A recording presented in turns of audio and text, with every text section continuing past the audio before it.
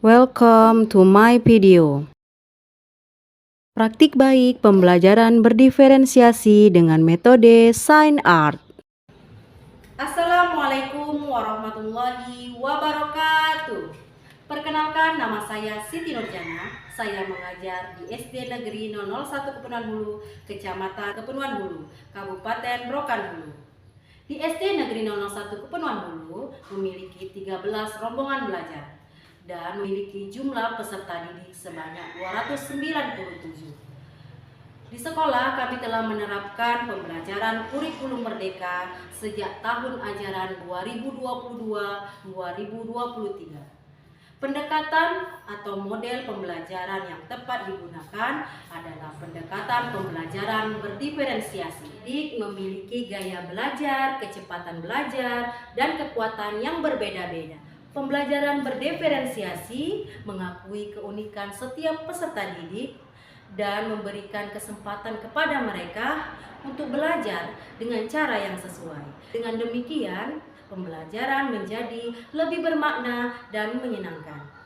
Situasi yang saya temukan di sekolah bahwa gaya belajar anak yang berbeda-beda menjadi suatu tantangan bagi guru. Kemudian rendahnya motivasi belajar peserta didik disebabkan penggunaan metode pembelajaran yang monoton dan kurang variatif, membuat peserta didik merasa bosan dan tidak tertantang. Lalu, peserta didik masih kesulitan membayangkan konsep abstrak dalam pembelajaran sains, sehingga saya termotivasi untuk menerapkan metode Science Art. Kesempatan ini, saya akan membagikan praktik baik pembelajaran berdiferensiasi dengan metode Sign Art. Sign Art adalah akronim dari kata Science, Art, dan Teknologi yang merupakan aktivitas yang menggabungkan antara sains, seni, dan teknologi dalam pembelajaran, sehingga pembelajaran menjadi lebih menarik dan interaktif. Peserta didik akan lebih termotivasi untuk belajar dan mengeksplorasi konsep-konsep baru. Melalui proyek-proyek kelompok, peserta didik belajar bekerja sama dan menghargai perbedaan pendapat. Ada beberapa tantangan yang saya temui saat mengimplementasikan pembelajaran berdiferensiasi dengan metode Sign Art. Di antaranya, memerlukan waktu yang ekstra dalam menyiapkan berbagai aktivitas dalam kegiatan pembelajaran. Kemudian membutuhkan perencanaan yang matang dan pemahaman yang mendalam, serta mampu membimbing kreativitas peserta didik untuk berpikir kreatif dan mengeksplorasi ide-ide baru. Menghadapi beberapa tantangan yang muncul, langkah-langkah yang saya lakukan diantaranya 1. Membuat rencana pembelajaran dengan matang. 2. Mendesain aktivitas yang menarik dalam pembelajaran dan mengintegrasikan sains, seni, dan teknologi. 3. Melakukan diskusi dengan guru rekan sejawat sebelum melakukan praktik dengan meminta saran dalam memilih media dan tugas proyek. Tiap pagi sebelum masuk kelas, peserta didik akan berbaris, kemudian kami melakukan kegiatan yang membangun kedekatan.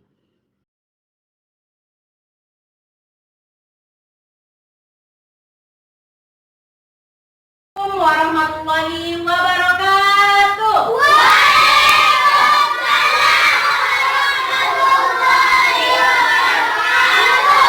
Apa kabar semuanya? Kita belajar hari ini? Lihat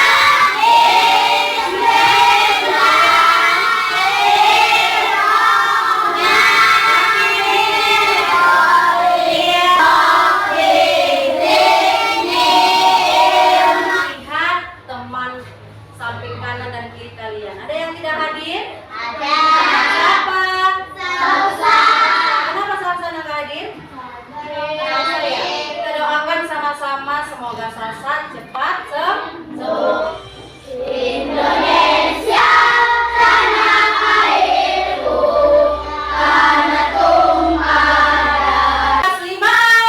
Siap. Kelas 5. Siap. Siswa kelas 5, apa kabar? Baik. Siapkah kalian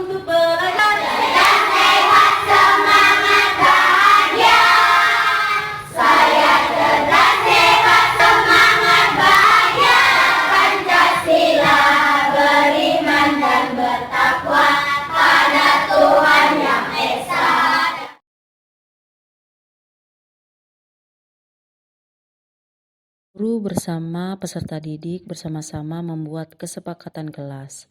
Kesepakatan kelas ini bertujuan untuk menciptakan lingkungan belajar yang positif dan kondusif. Kenapa ya? Karena adanya di bumi tidak habis karena ada dua hal. Pertama, yang penyebabnya yaitu tidak habis karena adanya namanya siklus air. Di dalam itulah nanti ada proses. Materi kita hari ini adalah siklus air. Nah, hari ini tujuan pembelajaran kita yang pertama, peserta didik mampu menjelaskan tepat prosesnya evaporasi. Kemudian ada transpirasi. Saat pembelajaran, guru mengelompokkan peserta didik sesuai dengan kelompok gaya belajarnya, yaitu kelompok kinestetik, visual, dan audiovisual. Gaya belajar ini didapat dari hasil asesmen diagnostik non-kognitif dan wawancara. Pada kelompok kinestetik melakukan kegiatan di luar kelas dan dibimbing oleh guru dalam melakukan percobaan dan pengamatan mengenai evaporasi dan presipitasi. Di sini peserta didik sangat semangat dan aktif dalam mencari informasi tentang siklus air.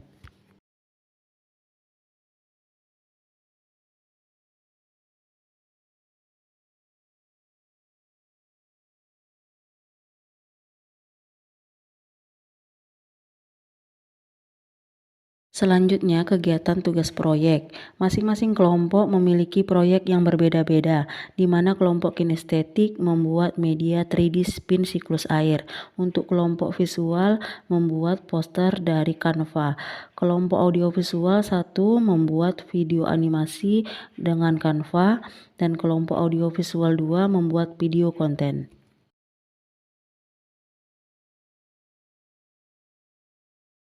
Bukti karya dari hasil tugas proyek setiap kelompok. Selanjutnya, setiap kelompok melakukan presentasi hasil tugas proyeknya di depan kelas.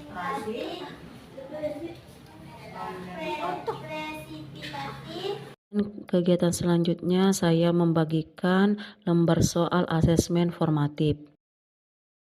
Dari pembelajaran siklus air ini kita sudah tahu bahwa siklus air itu apa, Nak? Apa siklus air? Perputaran air secara terus. Di mana senang karena belajar materi bersama Bu Jana yaitu siklus air. Terima kasih Bu Jana telah ajari kami tentang siklus air. Tadi ada evaporasi, transpirasi, dan liwasan. Saya bahagia hari ini karena belajar tentang siklus air. Banyak pengetahuan yang saya dapatkan. Terima kasih Bu Jana. Sangat mendukung kegiatan pembelajaran berdiferensiasi yang dilaksanakan di sekolah kami. Setelah saya mengobservasi kegiatan tersebut yang dilaksanakan oleh Ibu Siti Nurjana dengan menggunakan metode Sign Art, ternyata anak sangat antusias, sehingga anak sangat bersemangat dalam proses pembelajaran, sehingga anak aktif, kreatif dalam melaksanakan pekerjaannya. Dan saya sangat berharap praktek baik ini bisa diterapkan di sekolah lain. Terima kasih.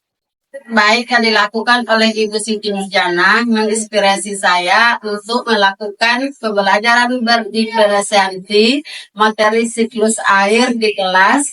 Siswa menjadi aktif dalam pembelajaran. Terima kasih. Perasaan saya sangat antusias dan semangat dalam menerapkan metode Sign Art di pembelajaran di kelas.